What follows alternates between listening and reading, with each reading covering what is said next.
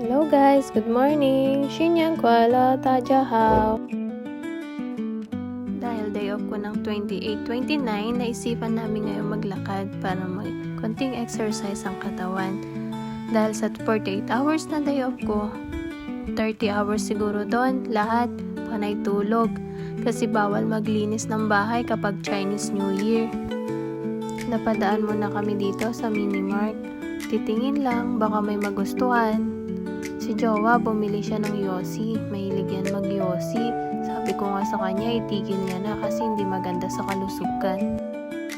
Dito sa Taiwan, hindi uso ang sari-sari store. Hindi kagaya sa Pinas. Bawat bahay may maliliit na tindahan. Dito sa Taiwan, makikita mo Simple Mart, Family Mart, 7-Eleven, High Life. Ganun ang mga bilihan dito. Pagkatapos namin bumili, dumaan kami dito sa claw machine or sa wawaan. Naghahanap kami ng mga madadali ng mahulog, syempre para hindi tayo lugi. Gusto ni Jowa maglaro dyan sa chichirya, sabi ko wag na dyan, mura lang yan. Si Yoy, ganito din yung part-time niya.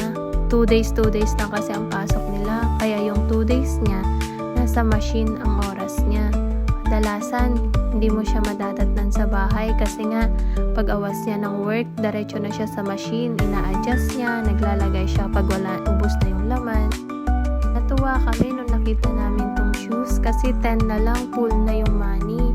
Kaya sabi niya, sige laruin na natin. Ang cute, pang winter yan na shoes. Alam niyo ba na may limit ang bawat machine sa wawaan? Halimbawa, yung mga shoes na yan, binebenta ng 260 isa. So, isiset ng laupan yan na limit ng pera ay 260. Pag naka 260 na, automatic yung claw niya, kung ano dyan yung ipipick up mo, kusa niya ng dadamputin. Ganun yun. Maraming wawaan dito sa Taiwan. Karamihan kasi sa kanila, ito ang libangan. Kahit sa aming mga OFW, kapag boring kami, itong libangan din namin. Pero gawin mo lang itong libangan. Huwag mong ubusin ang pera mo dito kasi mahirap kumita ng pera. May nakita siyang malaking labubu. Sabi niya, itatry niya daw. Uso na kasi ulit ngayon ang labubu. Kaya nga, yung mga nilalagay niya sa machine niya, panay labubu. Hindi naman namin nakuha, kaya umalis na kami. Gusto niya daw ng mainit na mainom, kaya naglakad kami at naghahanap. Napakaganda ng langit. Tingnan mo, maaraw pero malamig. Salamat! Bye-bye!